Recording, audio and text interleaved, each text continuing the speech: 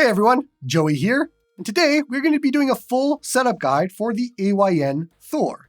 So, you just got your AYN Thor, you're excited about putting all emulators, games, ROMs, BIOS, all of it on here.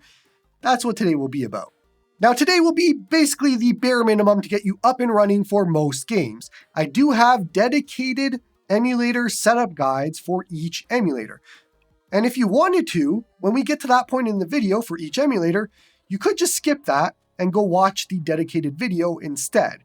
It is up to you. I go a lot more in depth for each emulator than I will today. Today is just let's set up and go. But if you wanted things like HD texture packs, widescreen patches, cheats, all of that sort of thing, then you probably want to watch my dedicated videos instead. It is always best to check the pinned comment for any updates, because that's where I will leave any updates from the video. In case I missed something, or maybe there's some updates at some point in the future, I'll leave it there. Now, I do suggest that you split today's guide into two. I'm going to show you how to set up RetroArch and Daijisho. RetroArch will set up a lot of emulators for you, and Daijisho is for front end. That way you can get set up and ready in half hour or so, and go off and play. Then I would suggest that you come back another day and do one emulator a day. Maybe you want to do PS2 one day, 3DS another day, that, and so on and so on. Because an hour-long video in one setting can be kind of tough to deal with. So go ahead and get each emulator running before you move on. It's just my suggestion. Now, if you're curious what the final result of today is, here is what Daijisho looks like, and you will use this to launch all of your games. You can jump into any game from Daijisho. You'll be able to leave those games using a hotkey, come right back, and then play any other game you want. And we'll be doing pretty much every emulator that you can think of today. Now, also, today's guide can be used before you get the actual device. So, if you want to set up your SD card and you have a Windows PC, we can do this all ahead of time. What you will need is an SD card, of course, and an SD card reader. Go ahead and connect the SD card to the SD card reader and plug it into your PC. Find the drive in File Explorer, right-click, click Format. You want to change it to exFAT as the format type. Give it a name, so I'm going to call it Thor, but it doesn't really matter what you name it, and then click Format. Now we have a blank drive to use. Head inside of that, and you want to create a folder called ROMs. Then, inside of the ROMs folder, you want to create system folders. So, GB for Game Boy, GBC for Game Boy Color, GC for GameCube, GBA for Game Boy Advance, PS2 for PS2. You get the point. You want to create these folders for whatever games you plan on playing. Then, you actually need to put games inside of these folders. Now, I have an entirely different video all about games and everything to do with that. So I would suggest that you check that video out and then fill up those system folders with different games. That way, you have something to play when your device arrives. Now, on top of that, and not to confuse you, you will need something called BIOS files. Once again, I have a separate video all about BIOS files. But what you want to do is create a BIOS folder inside of the ROMs folder, and then just throw in all of the BIOS files for the disk-based systems. So, PlayStation 1 needs one, PS2 needs one, Sega Dreamcast, Sega Saturn, Sega CD. All of these systems that are disk-based do need BIOS files, and you can throw them all into here. This will all make sense once you watch the BIOS video because I explain everything in there. Now, for those of you setting up everything ahead of time, we have now covered ROMs and BIOS and the SD card, so you are ready when the device arrives to just pop in that SD card and go. Okay, so now what about for those of you that don't have a PC? Can you do all of this on the device? The answer is yes. So obviously you will have to wait for the device to arrive, go through the little setup in the beginning, and there isn't anything too difficult in the startup of the device, but when you get to this screen, make sure to select AOSP Launcher, and then I prefer using 3-button navigation, but this is personal preference. You might want to use gestures instead, so it's up to you. And now we get to the point where we now are in Android. So you're going to see when you insert an SD card, you might get a pop-up like this. SanDisk, SD card for storing music, all of that fun stuff. If you click it, and you click the top right, you can go over to Storage Settings. And over here, you can see something called Format. So if you click Format, we want to format this card as portable storage, always.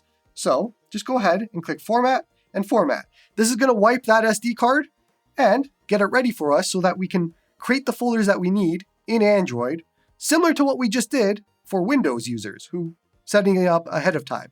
Reminder again, this is for people who don't have a PC and you need the device to set everything up. That's what we're doing this. Now let's say SD card formatted and you can click done. Now, alternative way to get to that screen is if you swipe down from the top and go over to settings. All Android devices will have this. You want to find where it says storage. It says it right there, right here. And you want to go to the SD card, which I call Thor, as you remember. And there we go. So now you can go here instead. And if you click the top right, you can click format to get to the same screen that we just got to. If for whatever reason, it didn't show up as a drop-down notification, this is an alternative way for you to find it. Now that we actually formatted the SD card, if you head into the Files app, and you click the top left, you want to find Thor. It's right there in the bottom left, or whatever your SD card name is.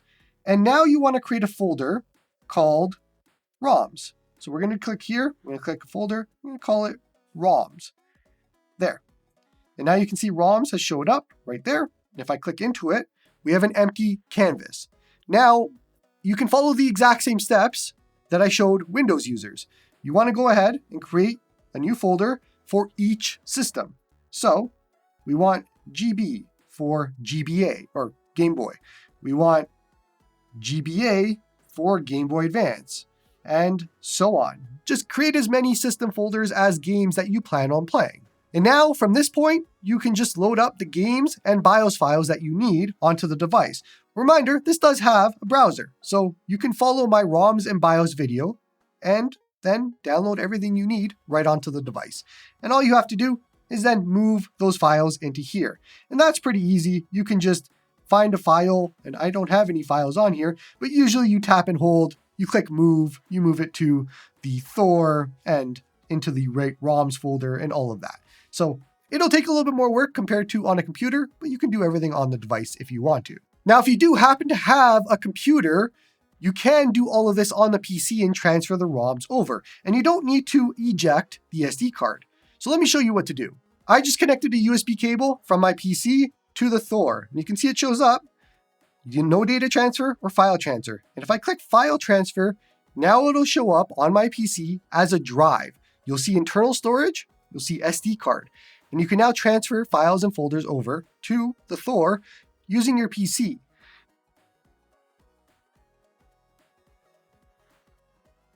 Now, I do want to mention, you need to keep your screen on during transfer or it might stop. Usually does stop. So just keep in mind that you have to keep the screen on while you're doing a file transfer if you plan on doing it this way. Okay, so at this point, let's do a very quick tour of the settings of the device. So if we scroll down from the top, every Android device is going to be a bit different, but for the Thor at least, you have performance settings of standard, performance, and high performance. I would pretty much stay in standard or performance for the most part. You have the fan, which is off currently, but if you tap again, you can turn it on. Pretty much leave it in smart forever. You never really need to change that. You have the joystick LEDs, which if you want to have some fun, you can choose a color, turn them off, change each side, whatever you want to do. You have all of these options available to you. Controller style. So do you want to use B as Xbox confirm, or do you want to use standard, which is the Nintendo layout, of A as confirm? Personally, I prefer Nintendo layout, so I'm going to leave it as here. You could also disconnect the entire controls. You would mostly use this if you want to connect an external controller, like a Bluetooth controller. But I'm going to go back to standard. We have L2 and R2 mode set to both. You never really need to change that. Smooth display set to 60 Hz. Personally, I like 120 Hz. Going to leave it as that. Charging separation. If you plan on playing this while connected to a charger for long periods of time, this will make it so it doesn't charge the battery, but it charges the device. So your battery will stay at 60% if I plugged it in right now, and it won't hurt the battery to play it connected to a power source for a long period of time. You mostly want this off unless you're going to dock it or do that scenario. Next up, we have Bluetooth, which you can connect Bluetooth devices. There's an auto rotate if you plan on rotating it. A lot of these things you don't really need to know or need to do anything with. Okay, now something important, there is something called floating icon. And if you left this on and opened up an emulator, a game or something, you're gonna see a white line that shows up on the right here. And a lot of people ask, how do you remove that? So there are two ways. Number one, you can click the little arrow and you can go like this.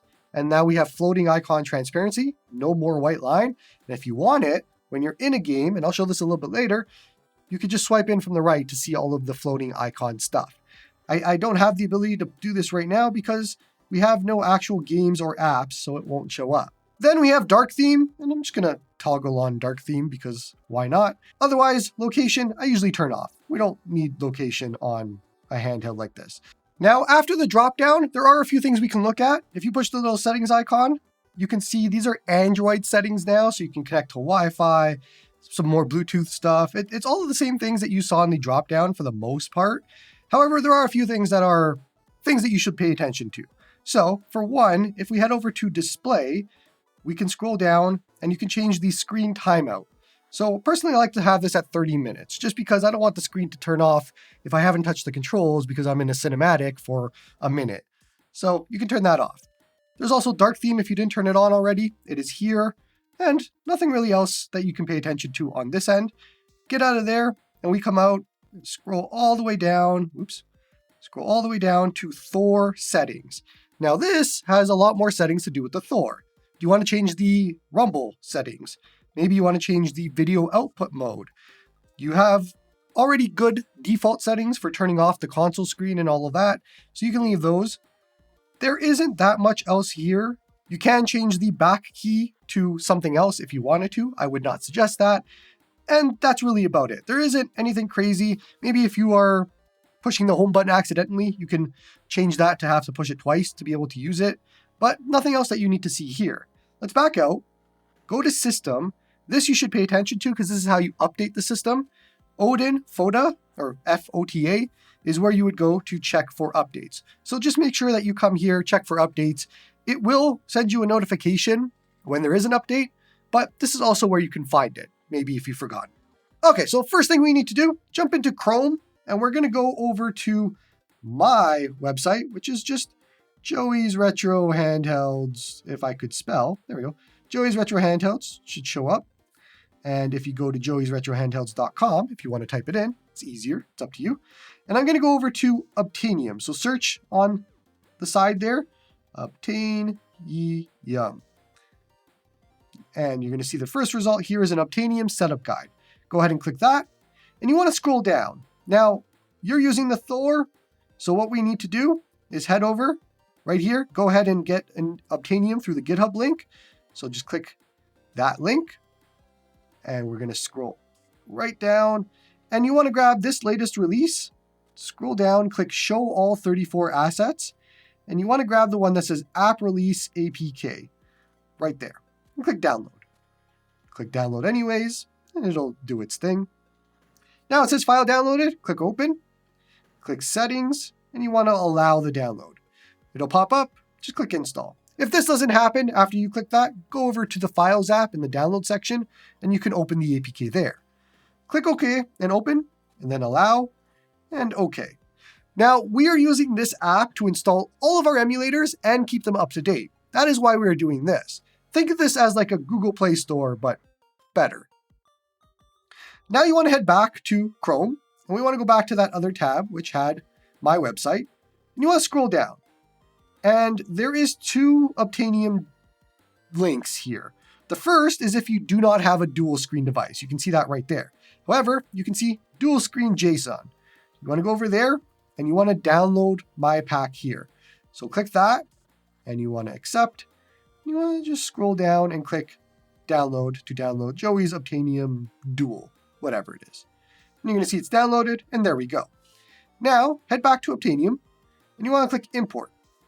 Obtainium import, and you're going to see that file is right there, Joey's Obtainium Dual, and there we go. We have now imported it, which means we have all of our emulators ready to be installed, and we can go one by one and install them right now. So for this device, do you want streaming? That would be Artemis, and you can click install for Artemis if you want it. You're going to have to click for the very first time to allow from this source for whatever you choose first, but if we go back, it should be installed, and there we go. We've now installed Artemis for streaming, and you can go watch my setup guide for Artemis and Apollo to understand how to use that. Next up, Azahar. This is for 3DS. So we're going to click install, and it's going to install Azahar for us, and we'll configure it a little bit later on. Next up, we have CEMU. Do you want to play some Wii U games? Click Install, and this will set it up. This is a different CEMU because it has dual screen support, so just keep that in mind. Then we have Citron. Do you want to use Citron as your emulator of choice for Switch? Up to you. Daijisho, that is my front end of choice, so I'm going to click Install for Daijisho. Going to click Install for Daijisho, and it's going to install it. Dolphin, we want GameCube and Wii. Pretty sure we want that. So we're going to click Install, and we're going to install Dolphin. Now, as a reminder, this app will keep all of these emulators up to date. This is why it's so powerful and so good. Click Install, and there we go. Now, Duckstation for PlayStation 1 games. We definitely do want that. Oops. So click Install for that to get it installed. Next up, Eden. Do you want Eden instead of Citron, or do you want both for Switch emulation? That one's up to you. MelonDS. We can click Install to get MelonDS. This might ask you, do you want Nightly or MelonDS? We want MelonDS. Click Continue. Then Install. Next up, we have NetherSX2 for PlayStation 2. So make sure you click Install for NetherSX2. PPSSPP is next for PlayStation Portable games. Click Install on that because we want to play PSP. RetroArch is the very big one. We want RetroArch. RetroArch has basically every emulator, aside from the ones that we've been talking about as separate. This will be for Game Boy, Game Boy Color, Game Boy Advance, so many different things. Super Nintendo, NES, lots of things. Scroll down, we have RPCSX, which is a PS3 emulator. So let's click Install on that. Once again, another Switch emulator, Sudachi, up to you on if you want to do that. We have SyncThing Fork. This will be up to you. I have an entire guide on SyncThing. And if you're going to use it, you want to install SyncThing Fork.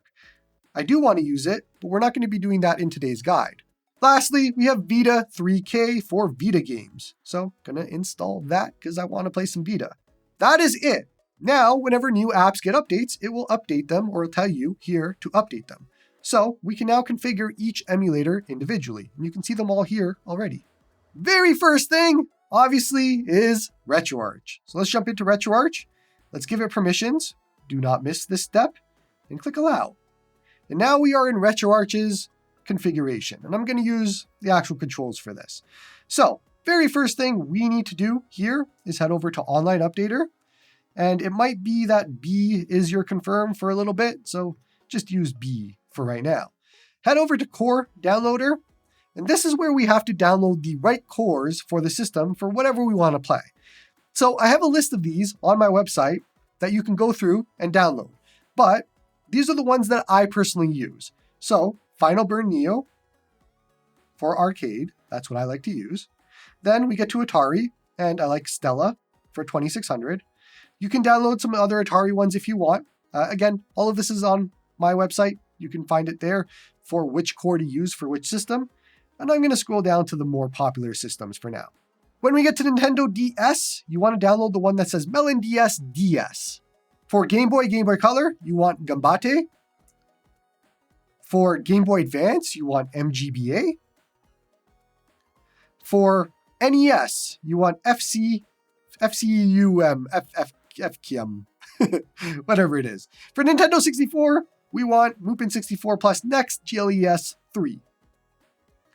For SNES, we want SNES 9X. For Dreamcast, we want Flycast. For Mega Drive, Genesis, all of that, we want Genesis Plus GX. For Sega Saturn, we want Beetle Saturn.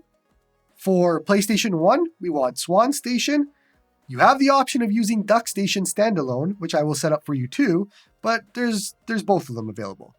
Now, we're not going to be using PPSSPP in RetroArch because it is a lot slower than using it standalone. And there's a lot of other emulators that we skipped over because we're going to be using them standalone. So only go with the ones that I talked about.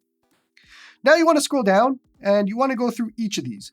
Update core info files, update assets, update controller profiles, update cheats, update databases. I forget what this one is. We'll wait for them to disappear and then we'll do the next one. Waiting is taking a little bit too long. So just click whatever that one is, overlays. And then we have shaders. So wait for all of these to disappear before moving on to the next step. Okay, instead of waiting, let's just push A to get back because it is taking way too long and we have valuable time here. Oh, it finished. Okay, we can now move on to the next part. Go ahead and push right on the D-pad twice to get over to the settings section. We're going to pop into user interface. Scroll down to on-screen overlay and you want to turn off display overlay. That'll get rid of those pesky on-screen touch controls. We don't need those. Click A to back out and now we will move on to input. Head over to RetroPad binds. Then port 1 controls. Now, analog to digital type. Do you want to be able to use the stick as a D-pad in games where it's only D-pad only? I like that, so I'm going to do that. Scroll down, and now we need to map our controls. So, what you want to do is D-pad up. We're going to push D-pad up, D-pad down, D-pad down, D-pad left, and so on. So just go through whatever it says. B button is down, so we're going to push the B button. A button is A on the right, left, and just keep going and map your controls for your device. This is going to take a little bit of time, but a lot of people would say that I go too fast, so I'm not going to skip this. We're going to go right through it.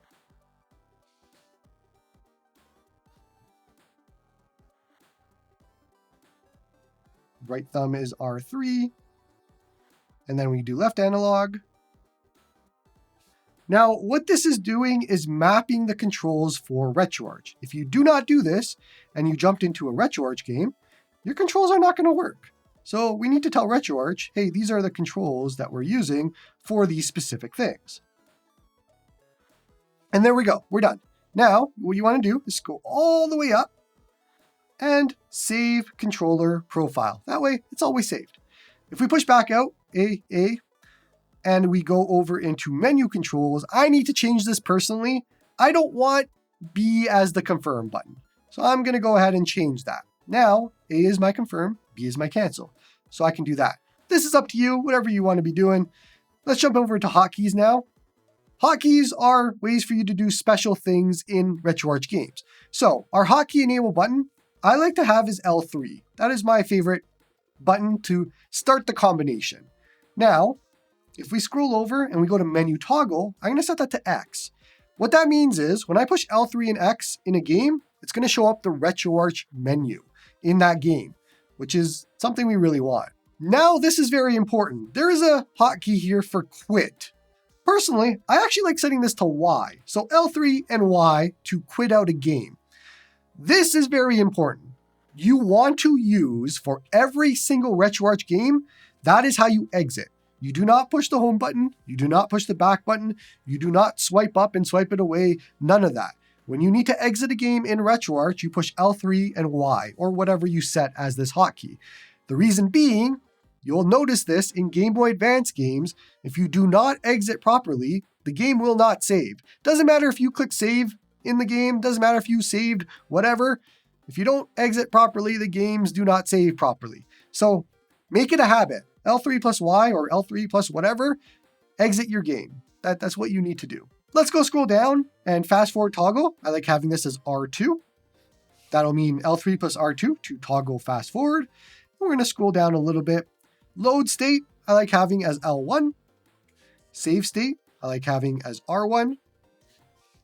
Then we scroll down more. And the last one is show FPS because sometimes you just want to see FPS and I like having that as A. Back out and now we want to scroll down, head over to confirm quit. Turn this off.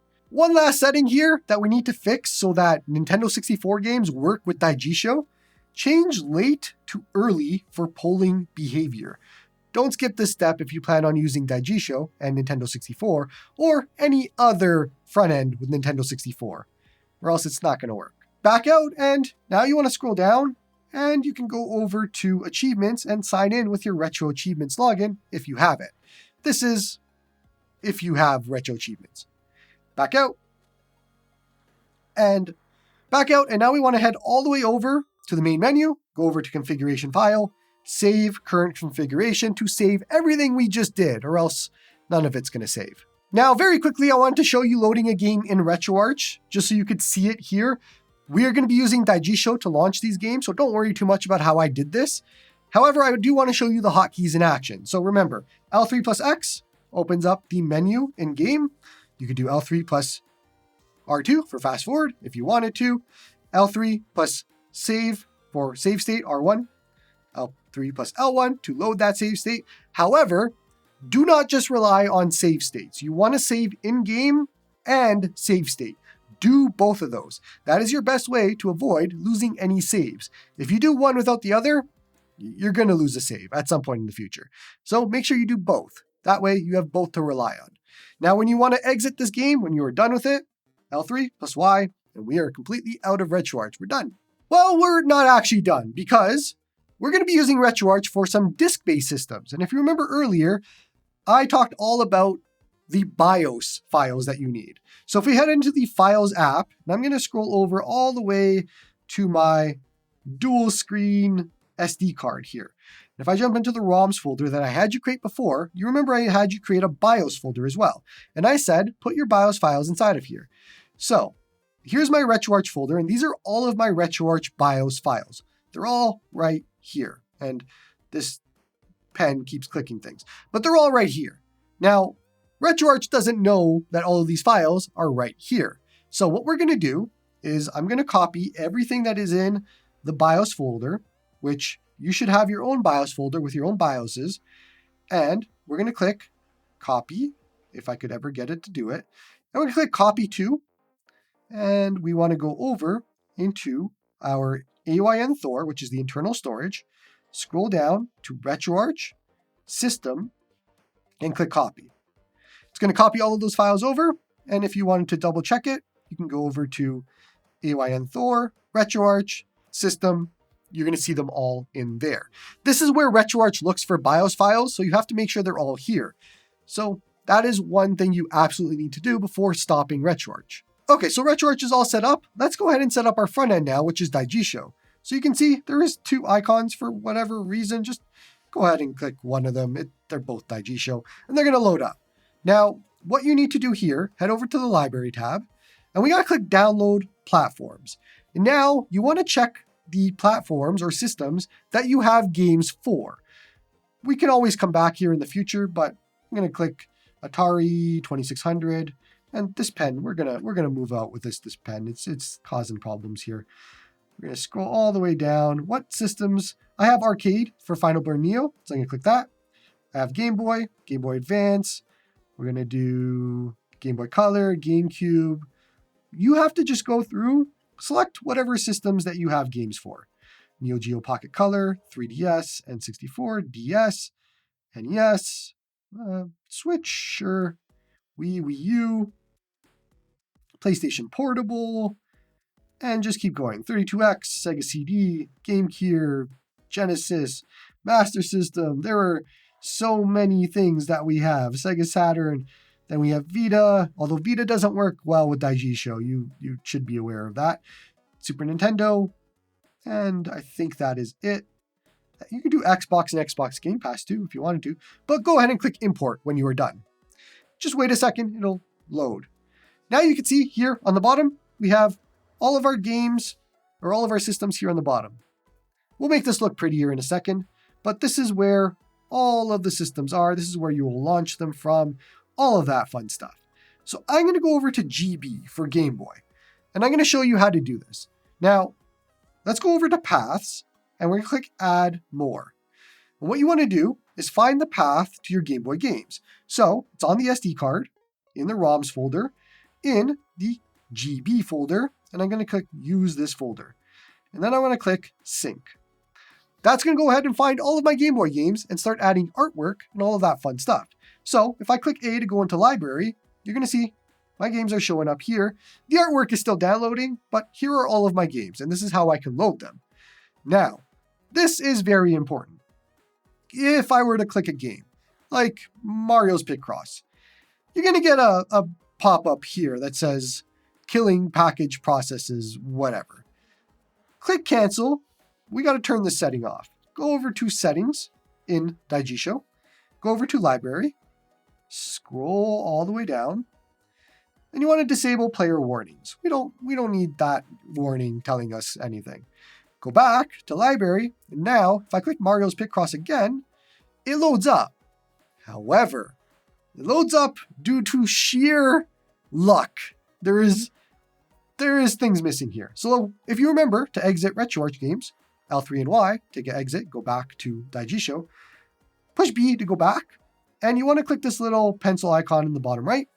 You want to scroll down, and you're going to see something here called player settings.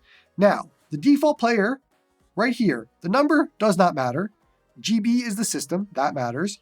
RetroArch 64, that is the RetroArch that you have installed. That is correct. And then Gambate is the core name. Now, if I select this, I can see a full list of so many other options.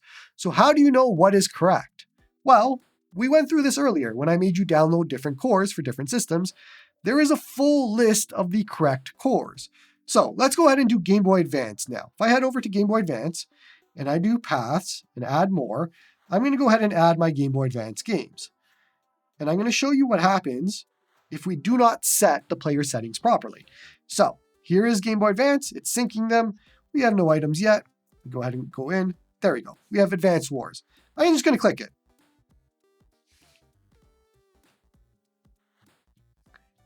What happened?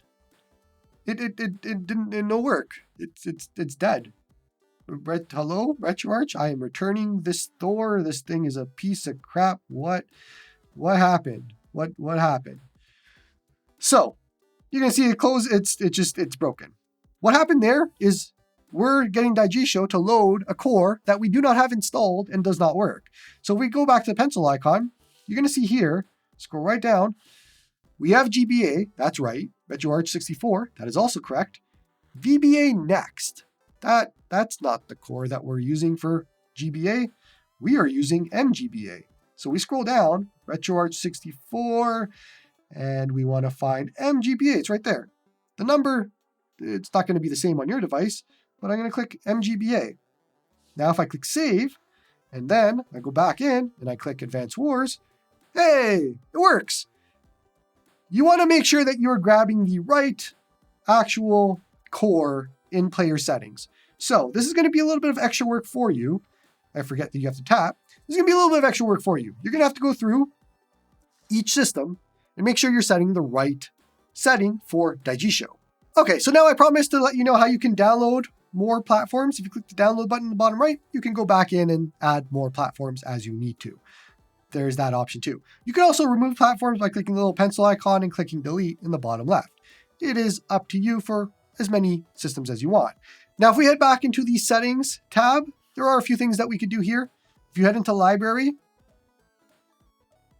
scroll down and you're going to see clear all disjointed items on sync. You want that. Basically, if you delete a ROM, you want to remove it. It's good to have. Back out, go to appearance, and you can download some wallpaper packs if you wanted to.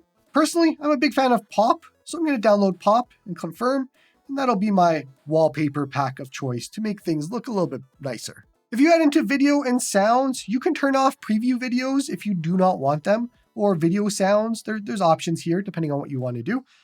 And that's really about it. So now if you head back to library, you can go launch games. You're going to see we have slightly better artwork for things, which looks a lot nicer. So it's a lot better of an experience. And now all you have to do is add your games to the paths and you'll be able to play them.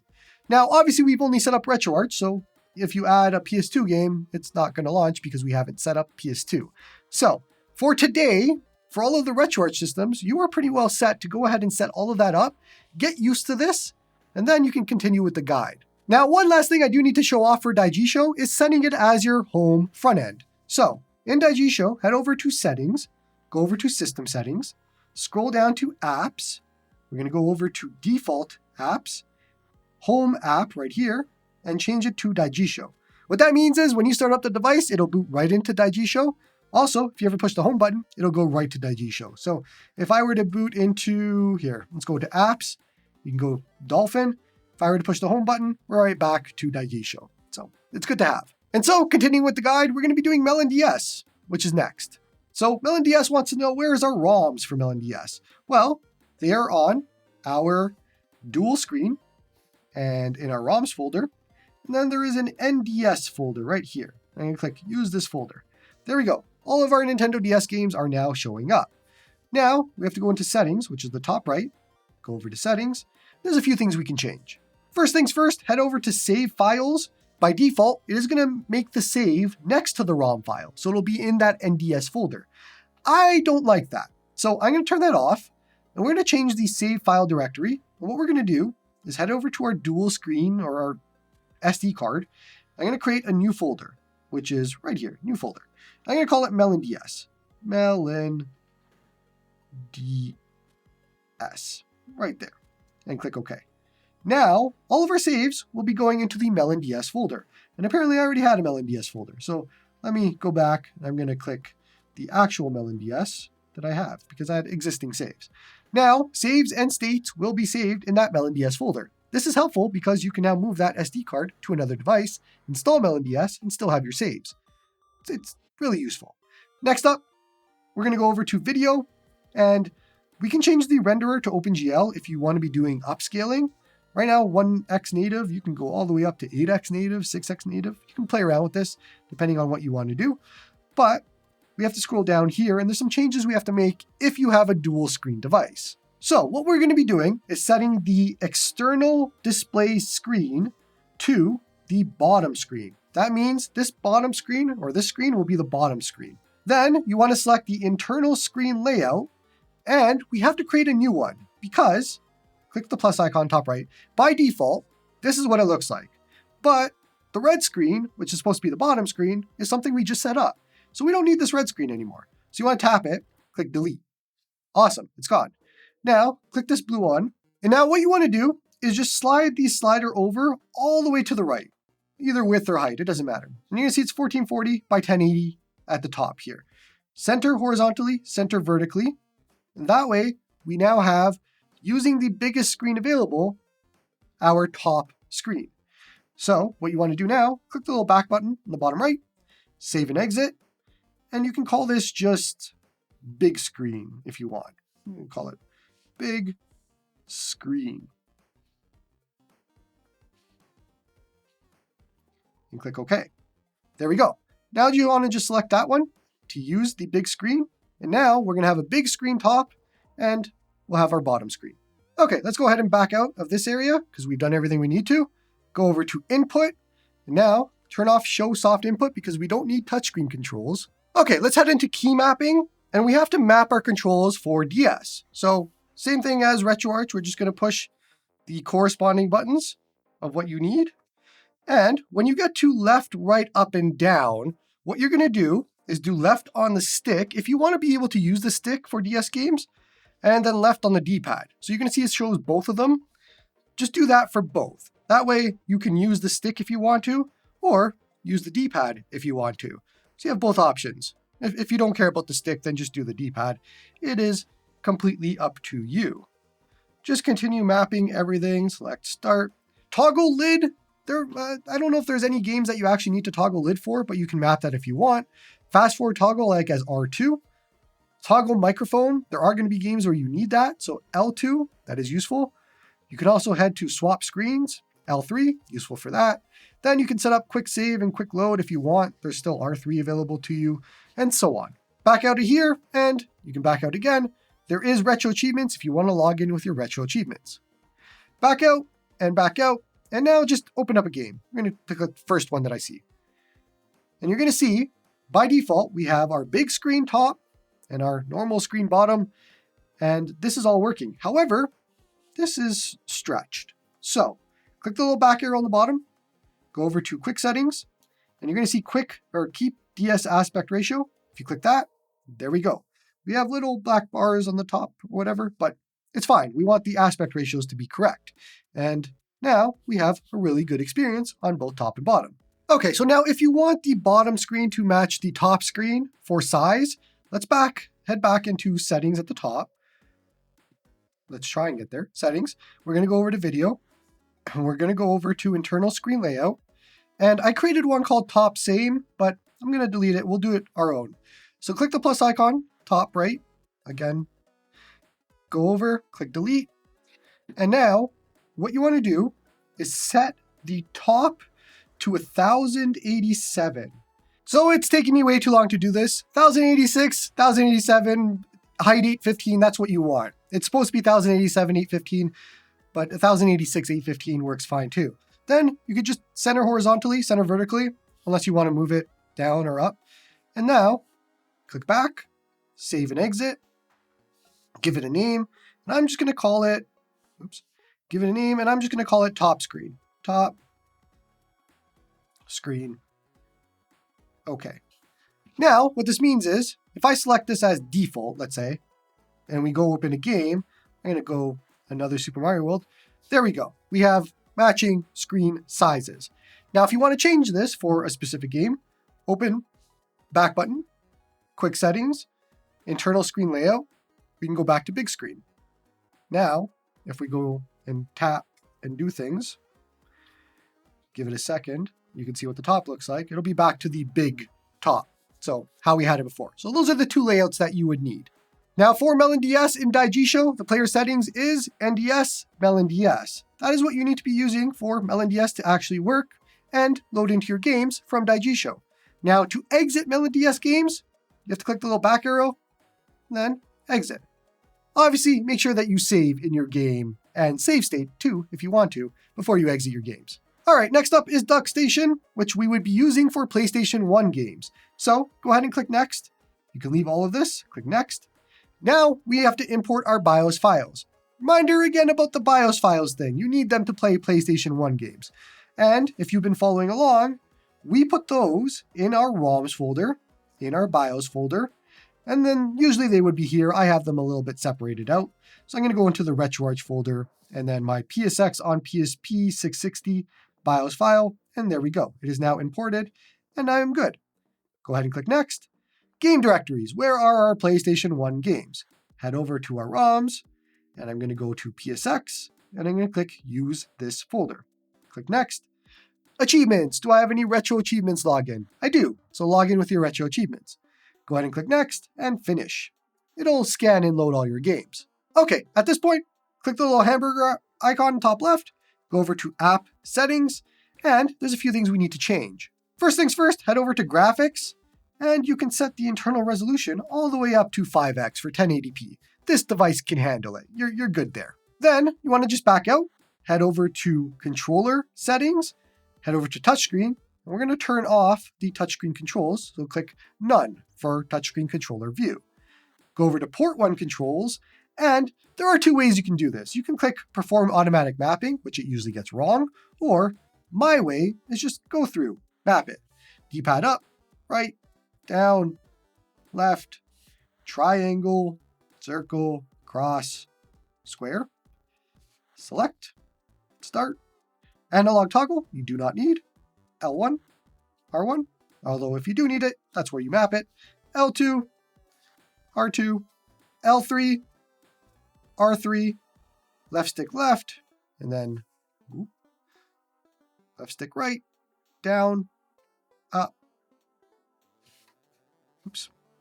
left, right, down, up. And there we go. We have mapped all of our controls. Now, if you want to head over to hotkeys, you can set up some hotkeys. So one of the ones that I like to do, fast forward toggle, I like setting this to L3 plus R2. There. L3 plus R2 will get us fast forward toggle. There are some other ones that you could set up if you wanted to, quick load and save and all of that, but that's generally the one that I like to use. Now you can back out of here, and if you boot into any game, you should be fine. It should be working as long as you had the right BIOS file and you put it in the right spot, imported it, everything. And we can now use our little fast forward key. I can go and play, and we are all good. So you're set up. To exit a game, back button. And then here is also where you change disk if you need to, but you could just click exit game. Now in Daijisho, for the player settings, you want PSX Duckstation. That's the one that you need for your games to work. Okay, next up, let's do Dolphin. So just open up Dolphin, and this will be for GameCube and Wii. So you just want to click Add Games, and we're in the GameCube tab right now. So go over to your dual screen, ROMs, whatever your GameCube folder is. I have it under GC. I'm going to click Allow. Now, it's going to load up all of our GameCube games. Head over to the Wii tab and do the same thing for Wii if you happen to have Wii games, which apparently I do not, but you would just select the folder for Wii and off you go. I do not like Wii, so that's why I don't have Wii games. But we have the games here. Let's go ahead into the settings at the top. Let's go into config. General, we want to enable cheats because sometimes you want to use cheats. Back out and back out. Go over to graphics settings. And for this, OpenGL or Vulkan is really going to depend on the game. For the most part, you can just choose Vulkan and compile shaders before starting. If you have a game that you run into that does not work well, try changing this to OpenGL and see if it works. Go over to enhancements, internal resolution. We can upscale this to 1080p and we don't have to worry about it. Head back. Not much else you have to do here. Head back again. Now we have to set up our controls for GameCube. So click the little settings icon on the top right, and we have to map our settings for GameCube. So A, B, X, Y, Z, we are going to set as R1. Start. Up, down, left, right. Now, there. I'm glad it happened. You want to be careful. See what happened here with the axis? It's showing two different axes there.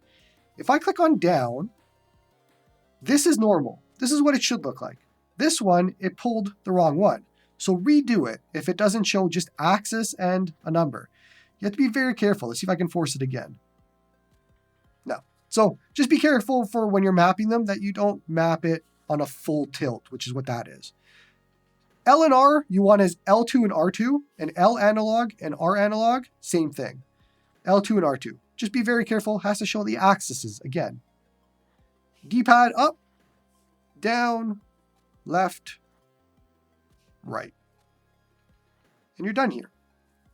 Back out, back out. If you want Wii input, I have a dedicated Dolphin video that shows you that. That is way too in-depth for today's video of just getting things set up. So go check that dedicated video on Dolphin to get Wii set up properly. Okay, now if we just jump into any game, I'm going to pick Animal Crossing. We have on-screen touch controls. Nobody wants that. Click the back button, bottom right. Go over to Overlay Controls, Toggle Controls, and Toggle All. Now they're all gone, and you can just play your game. When you want to exit a Dolphin game, back button, exit emulation. There you go. Now by default, Daijisho should have the right player settings, which is org.dolphinmu.dolphinmu. That is the correct one for GameCube and Wii, and it'll be able to launch any of your games directly from Daijisho, and you can always just go back when you're done, and you're all set up. Okay, let's do PS2 with NetherSX2 now. So just open NetherSX2, click Next, go ahead and Next. Next again. Import BIOS for the 100th time. Again, you have to have a PS2 BIOS. So we're going to go to the dual screen, or that's what my SD card's called. Go over to ROMs, go to my BIOS folder. I have a PS2 BIOS folder with a whole bunch of them in here. And I'm going to click my BIOS. And there we go. There's my USA BIOS file. Make sure you select it so that it uses it, and then click Next. Game directories, same thing. Go to the ROMs folder, PS2. Use this folder, allow. Awesome. Click Next and finish. And now it's going to load all of my PS2 games, so this might take a second. Okay, we have all of my PS2 games. Let's go over to the top. App settings. Head over to graphics. And OpenGL Vulkan, same as GameCube and Wii. This is going to be game dependent. For the most part, you can just stick to Vulkan. But if you run into a game that doesn't work well, try OpenGL. Upscaling on a Thor, you can go 3x native. You can go pretty high on a Thor, depending on how high you want to go. There might be some games where you have to lower this, but you can set it to 3x as a standard baseline. If we scroll down, there is a setting here called Enable Widescreen Patches. I'm going to enable that. I like having the widescreen patches to make my games better. Next, head over to Memory Cards. And now, what you need to do is create a new card. And we're going to call it, it has to be a folder. Make sure you click folder and just call it mem card. Mem card. Done. Click create and then set that one under card name for memory card 1, set it to mem card folder. This is important. If you do not create a folder memory card, you are going to run out of space using any of the other options when it comes to the games. The way this works for a folder is it stores the memory card contents into files on the device. So you're going to have different files for each save. Trust me, you want this. You can create another one for the second card if you wanted to, but you will never ever use the second card. To log in with your Retro Achievements, head over to the Achievements tab. You can log in with Retro Achievements here if you want to. Back out and over here, head over to Controller Settings. Go over to Touchscreen, and we're going to turn off the touchscreen controls again through Touchscreen Controller View, set it to None. Go to Controller Port 1, and again, you could do automatic mapping, but it does get it wrong. So we're going to go and do it ourselves. Down, left, triangle, circle, cross, square. Select Start, L1, L2, R1, R2. Keep going. Be careful when you're mapping the L3s and R3s. It has to say a button, so just be careful about that. And now we get the left stick up, right, and this is the same as GameCube. Be very careful here that you are mapping and it shows up properly as axis, or else you might have an issue with mappings. There we go, we're done. If you scroll over, head over to hotkeys. You can set up any hotkeys that you want. Personally, I like fast forward as L3 plus R2, same as we did on Duckstation. So you can set that here. There isn't really anything else that I usually use, but if you want to, you can. Let's back out and let's jump into any game. Just gonna boot up a game, make sure that it works and everything is good. And you can see that, yeah, it's loading in the top left. We have widescreen patches being applied. The game is now starting. The first time that you ever load up a game, to create the save data, you're gonna have to do creating save data. It'll ask you to format or whatever. So you wanna make sure that you do all of that for the very first time. See, it'll say format memory card. Click yes. You'll never get asked this again. It's just for the very first time using it. And so we're good. Now, if you wanna exit, back button on the bottom right, you can see exit game, exit game. As again, I have a full NetherSX2 setup guide that gets into a lot more detail than this, so I suggest that you check that out to see a lot more about it. Now for Daijisho, this might confuse a lot of people, but it is PS2 AetherSX2 as the player settings for NetherSX2. That is what you want, because NetherSX2 was AetherSX2. We're using the old one, and that'll get you to launch any PS2 game from Daijisho. It'll all work, and as a reminder, use the back button, exit game, to get back to Daijisho. Okay, next up, we're gonna do 3DS for Azahar, because it's a Thor, and we need that. Go ahead and click Get Started, and then you have to give the permissions to all three things. Go next. Select User Folder. This is gonna be the folder that you're gonna create to store all of your data that has to do with Azahar. Now, I already created a folder on my SD card called Azahar, because it's coming from an existing actual device. So you could do the same thing. Just create a folder called Azahar on your SD card and click Use this folder and click OK. Go ahead and go over to Applications. This is asking, where is your 3DS ROMs? So once again, head over to your SD card, your ROMs folder, your N or Nintendo 3DS folder, and click Use this folder. And click Next and continue. Now you're going to see all of your games start to populate. A reminder for Azahar, they do need to be decrypted ROMs, or else they will not work. So if you don't see anything, or they don't launch, it's because you don't have decrypted games. Again, I have a full setup guide on Azahar that will get you through all of this if you want to check that out for more information. But let's head over to the settings, top left, go to settings. Now we have to go into Gamepad and map the controls. So A, B, X, Y, select, start. Home, you don't need to map. Circle pad, it's just the axis, so just push up and then just push right. That's all you have to do. C-stick, same thing, up, right. For the D-pad, same thing, up, right. Skip over the D-pad buttons, you do not need to do that. Triggers, I always forget which one is the right one. I'm going to do L2 and R2 as R and L, and then L1, R1 as ZL, ZR. And now we have some hotkeys that you can set up. So obviously swap screens, that is something we want. I'm going to throw it to L3. You could do cycle layouts, but you don't have a really use case for that. Otherwise, maybe turbo speed. Maybe you want some fast forward. You can put that to R3. Click back. Now you want to head over to graphics. This is going to be up to you. Vulkan, OpenGLES. Some games will be better with OpenGLES than Vulkan. It's up to you. Same thing with asynchronous shader compilation. If you're running into texture issues and stuff like that, try turning off and on asynchronous shader compilation to see what is going to be better. This is all things that, unfortunately, you have to do. Internal resolution, you can pretty much set to 4x and leave it. You don't have to worry about it. But the rest are things that you have to care about and check out. Back out, head into layout, and now you want to go over to landscape screen layout. Make sure this says single screen. We're talking about the top screen right now. So you're going to set it to single screen. Then if you scroll down, secondary display screen layout is talking about this. We want that to be the bottom screen. So make sure that is set to bottom screen. Now back all the way out and head back to your games list and just boot up a game. Let's take a quick look. By default, the on-screen touch controls are going to be on. Hit the back button, head over to overlay options, show controller overlay, and turn that off. And now we have our big screen 3DS and bottom screen 3DS. All of that is good. You can cycle through the layouts if you wanted to by pushing L3, and you have that set up.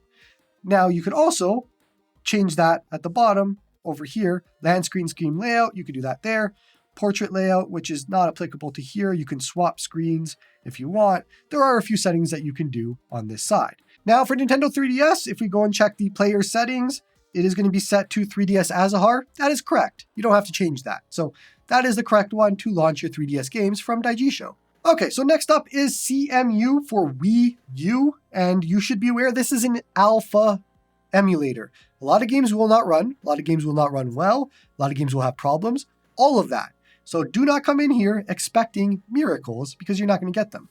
Head over to settings, top right, go over to general settings, and add game path. Click plus. You want to go over to your dual screen SD card, ROMs, and whatever Wii U folder you have with your Wii U games that do have to be in WUA format.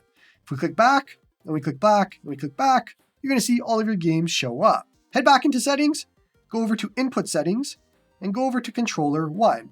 And now what you can then do is set it up as the Wii U gamepad. This, for the most part, actually does work when you do set up all inputs. So you don't really need to do anything here. Head back, and then back again, and then back again, and now just boot up a game. So I'm going to do Bayonetta. Okay, here is Bayonetta, but we are not using the second screen. So swipe in from the left, and you're going to see on here that there's a few different options.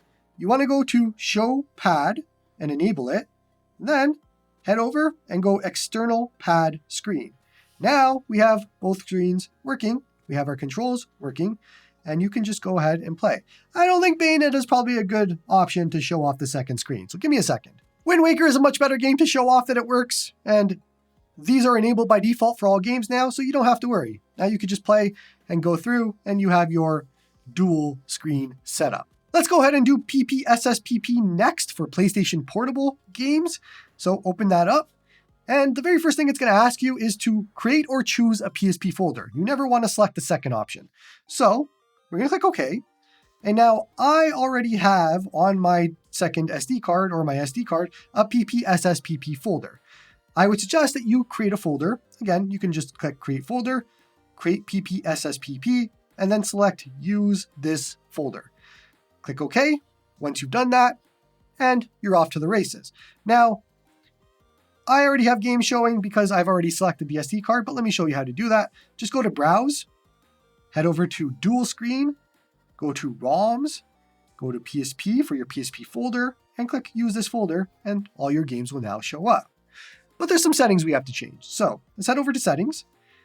Vulkan as the backend, that's what you want. Rendering resolution you want as 4x for 1080p. That makes sense. The rest, you do not have to touch. However, head over to Controls. Make sure that you deselect on-screen touch controls. Head over to Control Mapping. Then just click Clear All. And we're going to do it ourselves. So D-pad up, left, I clicked the wrong thing, right, 0, or O, circle, square, triangle. It is a long day. There we go. L, R. I like to use L1 and R1 for this, but it's up to you. Down, left, right. And now we head over to, scroll down, head over to speed toggle, and I like to set that to R2. That's for fast forward. So now we have fast forward set up and we have all our controls set up. If we hit back, what you can do is head over to tools. You can sign in with Retro Achievements login if you want Retro Achievements. Otherwise, click back. There is also cheats that you can enable. If you head down into system, there's cheats, enable cheats. I go into cheats and a whole bunch of other things in my PPSSPP setup guide. So if you want to learn a lot more about that, you can go check that video. But now, if we go and click a game, you're going to load right in. I don't have my Retro Achievement set up, but you're going to load right in. Everything's working. There is no issues. You can use your controls. We can use R2 to fast forward and go crazy. There's a lot you can do. To exit PPSSPP, the back button, exit to menu, exit, and we're out. Now for player settings in Daijisho for PPSSPP, it is just PSP PPSSPP, unless you have the gold version, in which case you would select gold. But most people just have the free version anyways, and you can just go ahead and launch all of your games right from Daijisho really easily. There we go. Next up, let's do Vita 3K. So I have Vita 3K right here. Going to go over to English, and now you want to change the emulator path. So we want to store all of our files on the SD card. So head back into Vita 3K, which is open right here. Head over to dual screen. Create a folder called Vita 3K. You can see I already have it because I've been using this SD card for other stuff. So I'm going to click that Vita 3K folder, but you would just create one and then select it. And I'm going to click allow. And hopefully it works. This can be very finicky. There we go. It did work. This might take a few times for you to get it to work. You'll know if it works because you'll see the path right there. But once you do, click next. And now we have to install firmware for Vita. Now, thankfully, there's two links right here to give us what we need. So click download firmware. And you want to scroll down on this page. There's a download update right here. If you tap it, sometimes it lets you do it, sometimes it doesn't. See, it didn't. Tap and hold instead. Open in new tab and new group. And you can see it's downloading the file for us. Awesome. Let it download. Now let's head back. Do the download font package as well. And you're going to see that it's doing some stuff on the right. Now, same thing as the other one. Push and hold on this and do open tab and new group to download the file. Otherwise, it's just not going to work. So there we go. We have two files downloaded. Click install firmware file. Head over to your recent. And you're going to see both of them here, PSP2 updat and PSV updat. Let's start with PSV updat. Let it install it. That took a while, so now you can click OK because we installed that. Install firmware file, and we want to do the other one, PSP2 updat now. Make sure you install both files. There we go. Click OK. Both of them are installed. You can see the little next button is a little covered under here. Just try and click it. Try and click it, and click OK. And now, scroll down. Click off show next time, click close. You can create a username here to log in, and there we go. We're now logged in. Now I have games already installed, but first thing you have to do, head over to controls, overlay. You want to turn off show gamepad overlay, so we don't want touchscreen controls. Head over to controls, controllers, Odin controller, and just make sure all of these work. Now I know from experience that triangle is wrong. And cross is wrong, and square is wrong, and circle is wrong, but the rest should be fine. Go ahead and click close, and close. Now, to install a game, you're going to go to File, and install here, install package or zip, depending on what type of game you have, and then you're going to see it in the list. So, to start a game, just go ahead and tap it, click Start, and now we are in Danganronpa, and we are playing some Danganronpa. To exit a Vita game, back button does not do anything. You can swipe up, click back, and back again, or swipe up, click back, and click escape right at the top. And now you're outside, you can go ahead and close it, and you are done with Vita. Now, this is important to note. Daijisho, to launch Vita, is a little difficult. You have to create a whole bunch of files, all these sorts of things. I would suggest just don't use Daijisho to launch Vita. Just launch the Vita 3K emulator on its own. Okay, one last emulator that we have to talk about, and it is M64Plus FZ. And this one is actually on the Google Play Store and not through Obtainium. Now, You might be wondering, we set up N64 through RetroArch earlier. Can you use that? The answer is yes, but there are a bunch of games that just will not work through RetroArch and Nintendo 64. For example, Pokemon Snap, you have to use M64Plus FZ. Or there are a few games like Mario Tennis where you cannot fix the texture glitches in RetroArch, but they will work in M64Plus FZ. So go ahead, if you want to follow this part, you're going to have to sign into your Google account and get Google Play Store up and running. Okay, so what you're going to search for here is M64Plus FZ emulator. You can see it right there. There are two options. There's a pro version, which is paid, and I highly suggest it because it removes ads. But there is the M64Plus FZ emulator, which is free. I will do free for this guide, but trust me on this one, you do want to buy it, support the developer. It removes ads and stuff like that. It is worth paying for, but whatever, we'll do the free version.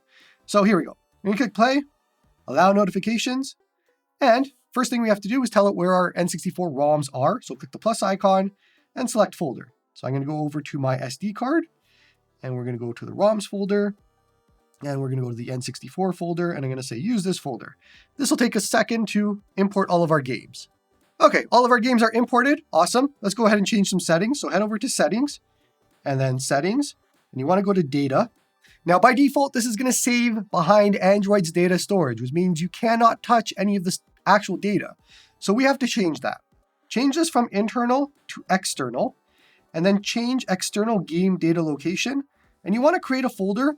I usually do this on the SD card. You can put it wherever you want, but I'm going to call it M64 Plus. That's it. M64 Plus. I know what it is. And then use this folder. Now, all of our saves, all of our data is going to store into that M64 Plus folder, which is on the SD card, which means we can bring it to any other device if we want to. Head back and let's go over to display. Now you can upscale here if you want to a higher resolution for Nintendo 64 games. Keep in mind, there might be a few games that maybe you can't do at full resolution, like 1440 by 1080, but if you want to just set this, you can, and then change it on a per game basis later. Head back, and this time we want to scroll down on the side, and we are going to go over to controller. Now you want to click new, and just name your profile. I'm just going to call this Thor for whatever reason, and done. Click OK. And now we have to map our controls for Nintendo 64. So I'm going to do L, R, Z is L2, S is start. Then we have A, B. Now, this is where things get tricky.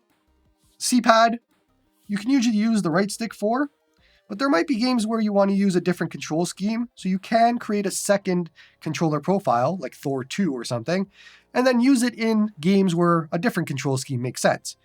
I have a dedicated, I know you're going to hate this, but I have a dedicated guide about M64 Plus FZ where I show you how to do all of that. So if you want to get more in depth with this emulator, you might want to check out that video to learn how to do those things.